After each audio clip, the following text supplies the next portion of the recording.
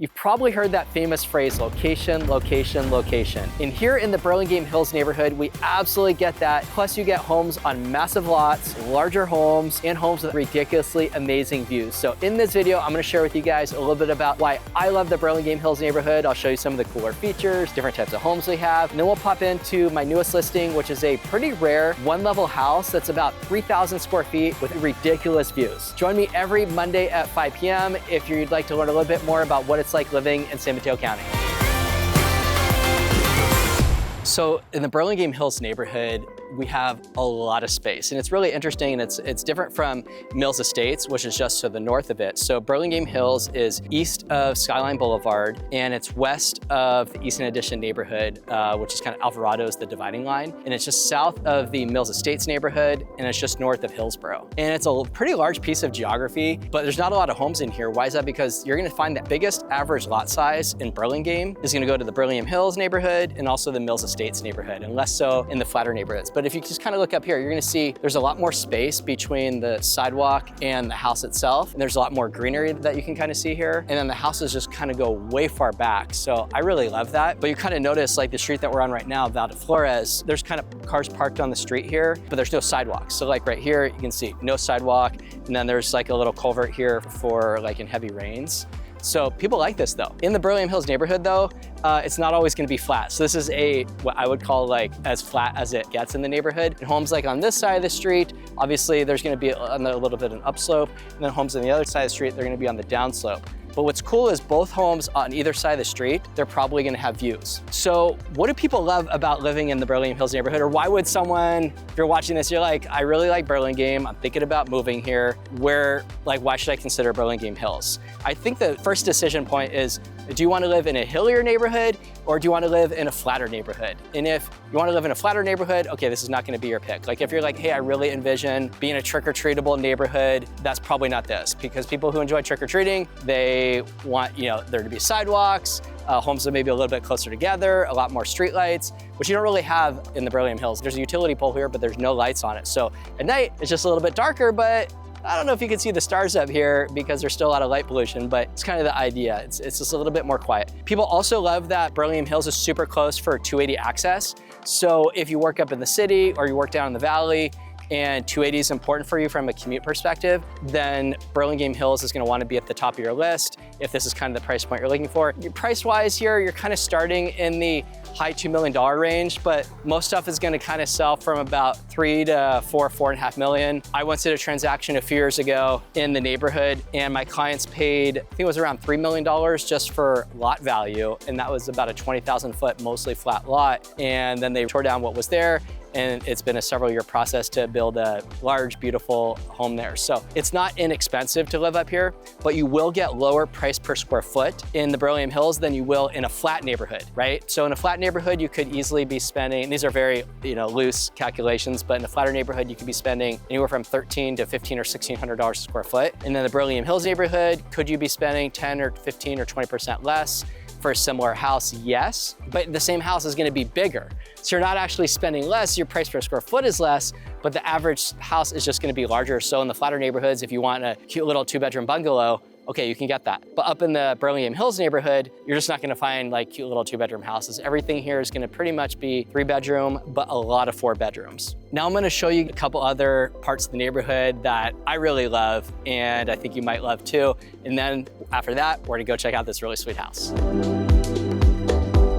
So we're actually just a few blocks away from, we're just shooting on Val de Flores, and we're now on Skyline Boulevard. Skyline's kind of the westernmost part of the neighborhood, like I was mentioning earlier. It's a pretty fast street, so you wouldn't come up to Skyline and like go for a walk. It's just, kind of for commuting. But anyways, this is Skyline Park, and it's a pretty new park. It's just in the last few years, but it's a great off-leash area. In Burlingame, we love our dogs, and we've got a doodle. We love her, and she has a lot of energy. So we live in a more flatter neighborhood in Burlingame, but if you live up in the hills, this is gonna be your go-to spot if you wanna let your dog run around off-leash. Well, we're actually at Mills Canyon Wildlife Area, and this is called kind of Mills Canyon Park. Take a look down here at the canyon. I mean, you probably can't even see the structure all the way down there, But that's probably like, I don't know, a third of a mile or half a mile all the way over there. You kind of see the top of someone's house with the kind of the white roof. But this is cool. Burlingame doesn't really have hiking trails, right? So, I mean, when I like to go hiking, I'll usually go down to Hutter Park in kind of the Woodside area, and then you're amidst the redwoods. It's a lot cooler under there. So in here, it's a little bit more exposed, but I've gone hiking in here a bunch of times with friends, and it's pretty fun. So come down here with me. I just want to show you what it's like. There's several miles of trails in Mills Canyon Park, and I mean, I probably wouldn't come in here after like a huge amount of rain because it might be a little slippery, but this is pretty cool. It's like the only hiking trail, like kind of if you're into trail riding and all that, in Burlingame. And that's so fun. It says, I'm a pooper, please be a super scooper. So if you bring your dog here, which is nice, you get the poo bag. But anyways, it kind of comes down here, come down here. And then if we kind of take a look, you can see how shaded it is. So if you're like training for an event and you really value the uphill, this is gonna check the box on that. So many of you watching this, in the comments, I'm curious if you knew about Mills Canyon Park, number one, and number two, if you've actually ever been here, because many people who have lived in Burlingame for 20 or 30 years have never set foot in Mills Canyon Park.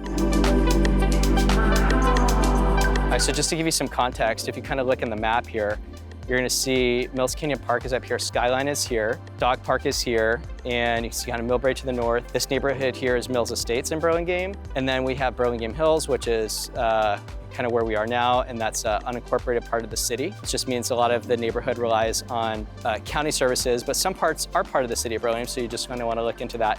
Then we have Hillsborough just to the south, and then obviously all of Burlingame. So the canyon kind of extends all the way in the back there, and you can kind of see here all the different trails. I'm not sure how many miles it is in total, but you know, I've done it before and kind of hiked around for an hour and got like a really solid workout. So if I do the math here, oh yeah, total loop trail distance 1.35 miles. So pretty cool that we have this here in Burlingame. As you kind of see in the Burlingame Hills, you know, we don't really have too many sidewalks up here, whereas Mills Estates just to the north, and the rest of Burlingame, the flatter areas, you're gonna see sidewalks. But people kind of love this. I mean, here we're kind of, we got a car coming. That's what happens when you're in the Burlingame Hills. You know, where we are now on Adeline is a little bit of a busier street and everything, but there's still people who go walking, you know, around here. But you see tons of trees. You got kind of houses kind of perched in the back there. I really love this neighborhood. So now I want to show you guys the house that I've been super excited to share with you. Here it is. This is a one-level house. It is about 3,000 square feet, and it's really hard to get. It pretty much anywhere in the peninsula. I mean, Hillsborough is not hard because you can get a one-level rancher there. That's the square footage, but it's pretty hard to get a lot of this size. This is about 1.3 acres. It's not all usable, but it's still totally functional. And of course, you know, you buy a flat 1 acre versus a hilly 1 acre. The flat 1 acre is going to be 7 figures, like more expensive. But this is a cool ranch style house. What's really neat is you have this massive driveway all the way down here, which we'll get to in a little bit, and I'll kind of show you what's back there, which I think is pretty fun. But let's go ahead and pop inside, and I think you're going to like what you're going to see. What I love about this house is the floor plan. So as I mentioned, it's kind of hard to get a one-level house. Most one-level houses, you're gonna be like 1,400 to 1,700 square feet. Every once in a while, we'll see something that's 2,000 square feet, but that's not common. But to see something that's 3,000 square feet on one level, it just appeals to so many different types of buyers. Just, you know, regardless of where you are in your life, I just feel like, who wouldn't want a one-level house? My wife and I live in a one-level house, and we're super happy. I mean, it's just nice and convenient. So before we check this out, I'm gonna show you guys the kitchen. This is kind of a combination of like a galley kitchen and open concept a little bit. I'm just kind of in the middle there because we do have this little breakfast nook over here with a nice view of the garden. We got some really nice wood cabinetry here. The kitchen was remodeled fairly recently. We've got some really high-end appliances. We have a Thermador oven range here. I was actually looking online last night at these appliances here. I think this sells for now, I think it's probably about $9,000 or $10,000. These are pretty expensive. And then we've got a really nice fridge here, also from Thermador. And Thermador actually has a package called 1, 2 free. Nothing's free, but if you buy 2 appliances from them, usually you can get the dishwasher for free. I mean, like I said, nothing's free, but hey, might as well take it. I know a lot of people would take advantage of that deal. And then right off the kitchen, we've got a little powder room here, which is nice for all the guests. It's on the smaller side, but for a powder room, it's totally normal. And then people love having pantry space, which this house absolutely has here. And someone might come in and and build this out a little bit more, but we have some simple cabinets here. Burlingame, people always complain about lack of like storage space and closet space and all that. And then in here, we have a second hot water heater, okay? So it's nice. This house actually has radiant heated floors, which personally I'm a huge fan of. If you're not familiar with radiant heat, basically means that there's pipes in the floor and then there's a boiler, and the boiler heats up the water and the water goes through the floor. And you might, many of you, maybe you stayed in a hotel where the bathrooms had heated floors. That's usually an electric heat, kind of like there's a brand called Nu Heat, NU Heat. That's very popular, and they just roll out a mat. But for a home of this size, there's always water going through the floor. And when my wife and I did our house, we put radiant heat in, and it's not inexpensive, but I absolutely have no regrets. It's a much cleaner, you're not blowing dust around the house. So you have allergies or concerns about that, radiant heat is a really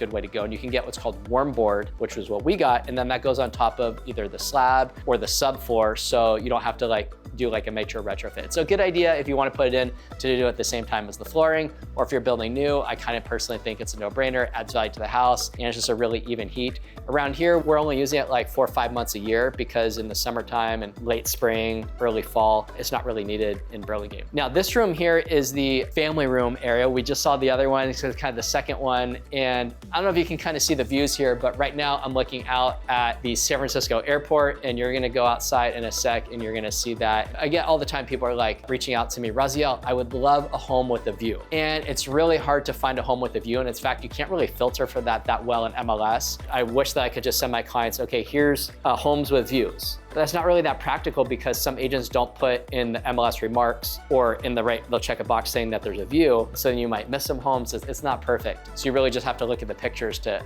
figure it out. I like that we have another fireplace here. If you're building new construction now, you can no longer do wood burning for obvious reasons, but many people who have them, like my mom at her house in Burlingame, she loves in the winter getting a Duraflame log and just throwing it on there and sitting in front of the sofa for hours and hours and reading the New York Times. And Mom, if you're watching this, it's cool that you do that. So let's check out the bedrooms over here. We've got this whole wing, and that's another thing that I love about this floor plan. Sometimes you'll see bedrooms right off, like near the kitchen. I saw a house yesterday and it was just like kind of wacky. Like, why is the placement there? In this house, I feel like it's pretty thoughtful. So this is the first bedroom. And again, this is kind of the entrance. This is kind of the driveway here that goes all the way on the outside. So you have a really pretty view, normal size bedroom, closet, you get the point. Now let's check out the second bedroom, which is just around the corner. And we have this staged with 2 twin beds and then another really pretty view. And then even though I told you before that the homeowners removed that garage,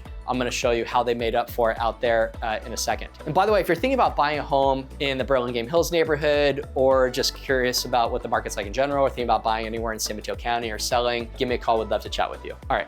Here we've got the hall bath, and this is actually a good sized bathroom here. We have a separate shower, and then we have a separate bathtub. Yay, this is a big deal. I know if you're watching this and you're like in the Midwest or something, you're like, why is this dude even talking about this stuff? But around here, having them separate, like people like that. And it just kind of tells you like there's some space in here if you want to kind of reconfigure or do something different, like you totally can, but it's just totally move-inable. You have some nice white tile. Obviously, if you wanted to, like you can come back in here and you can kind of regrout this. You can kind of see the grout has faded over time. It's a little bit more gray, but that's easy for someone to come in for, $500 to $1,000 to regrout all this. And then this tile will look, I mean, the white looks good, but then the grout around it look basically brand new. There's a company that we've worked with, Mr. Bathtub. They can reglaze bathtubs. I mean, there's a lot of different ways we can do that. Here we just got a simple hall closet, and then over here is the primary bedroom. And this is one of my favorite parts of this house because you have some huge built-ins over here that I think came out really well. We have a beautiful view of the garden. Imagine you're just kind of, geez, I was gonna try to get in the bed here, but that's probably a dumb idea. And this is so perfectly, you don't wanna mess with that. And then over here, we have the primary bath. Just know, have some context here. This is a huge primary bath that you typically are gonna see at homes like 4 million on up. This is pretty sweet. So we have tile floor. We have a pretty cool separate shower all the way in the back here with this really cool pebble in the ground. I kind of like here not having the shower door, right? There's so much privacy here. There's no neighbors who can see in. This is actually frosted glass for privacy. So in the event someone was in the backyard, then they're not looking in. So I thought that was a really thoughtful touch that they did. There's actually 2 shower heads, which is kind of convenient too, and you can kind of pull one off the wall and get the bottom if you want for cleaning it up. And then over here, we have the toilet room. You can get an idea what's up there. And then this is the closet. And there's something really interesting here that they did. This is kind of, we have this stage as a dressing room, and we kind of left this as is. Someone might come in and completely build this out, and closets are something that are really personal. So we try to more leave those as is, and people can customize them as they wish. But we go through here, this is kind of interesting. This is the entrance to the garage. And having an attached garage, I think is pretty cool. And there's actually a second garage that I'm gonna show you in a second, but having an attached 2-car garage is pretty nice. You can obviously do lots of storage in here. I'd probably personally like build this all out with cabinetry, put in a butcher block. I'd probably epoxy the floor here. I think that would look really cool. I'd redo the lighting and go like canned lighting throughout. And then this could be a home gym. It could be a home office. There's a lot of different ways that you can use this space. In fact, you could also convert this to an ADU, an accessory dwelling unit. Actually, since it's attached to the house, it'd be considered a junior ADU, which would allow you to do a separate structure as an ADU. Check out my ADU video, which I absolutely love because we featured about 5 or 6 different properties in there with all different types of ADUs. So give you an idea of how you can enhance your home's value at a much lower cost than buying the square footage at retail, and ADU is a great way to go. All right, now we're gonna see why so many people love living in the Burlingame Hills, and this is this fabulous view. So a lot of effort went into creating this view that's here, because in the Burlingame Hills, there's a lot of trees, of course, which people love about it. But part of the access to trimming these is on the neighbor's property, right? So when you get a view, you can't buy a view or own a view, right? So if they're your trees, of course you can trim them, not do what you want. If it's a heritage tree, you can't just cut it down or anything. You have to work with the city on a permit if it's diseased, otherwise you have to leave it and enjoy that beautiful tree. But in this case, the owners here and the owners down there, they work together to kind of open up this view, and it's been like this for a long time. And so when I first saw the house many months ago, it was more of like a peekaboo view, and now you can see how open this is. And so there's different types of views that you can get in the Burlingame views. This one is looking a little bit more due north. You have what a great view of the San Francisco airport. I can see a few planes taking off now. You can see the East Bay. I can kind of see Salesforce Tower in downtown San Francisco. And you can kind of see some of the mountains in the East Bay, like Mount Diablo. You can also get a canyon view, which would be more looking like this way, like if there are a lot of trees here or another house, so that would be a canyon view looking obviously at the canyon. And then you can get what's called a neighborhood view, which, no shocker, is just looking more at houses that are across the street, and that's what most people have, our neighborhood views, kind of regardless of what neighborhood. So let's check out over here. Like I mentioned, this is 1.3 acres. So this is a massive lot. Obviously a pretty meaningful part of the lot is going down the hill here. But there's other homes you can get in the Burlingame Hills where they don't even have a yard like this. There's a home on El Juanito that I had a client look at recently, and we had submitted an offer, and it was all deck in the backyard, and which was fine, but many people would prefer to have a yard than just a deck being up on stilts, being on the side of these hills. So here, this is really nice. You can actually throw the ball around back here. You can play Frisbee. You can host a barbecue out there.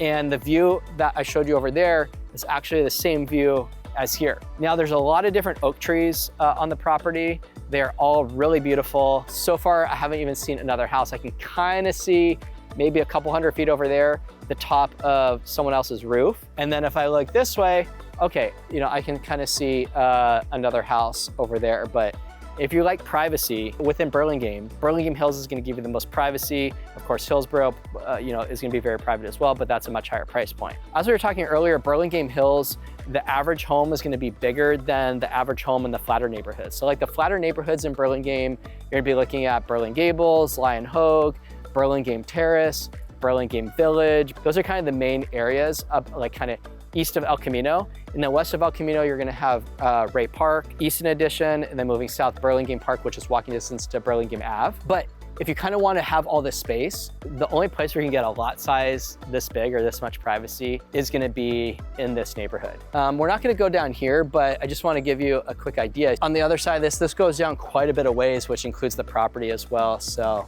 if you like to explore, this is a good place to be. Now, I kind of mentioned earlier, there was the garage that was converted into living space. Then we had a 2-car garage here, but then here is yet another garage. And so how cool is this?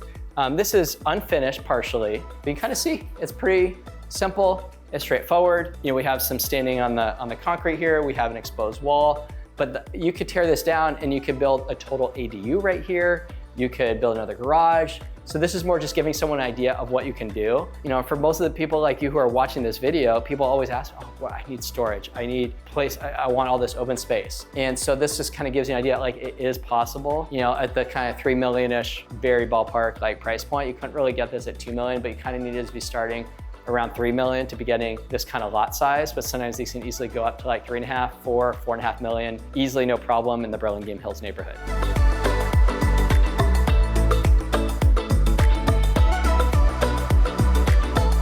So to see more of what it's like living in Burlingame, check out this video. And if you're thinking about making a move anywhere within San Mateo County, I'd love to be your Peninsula real estate resource of choice. All my contact info is below, and I'll see you guys in the next video.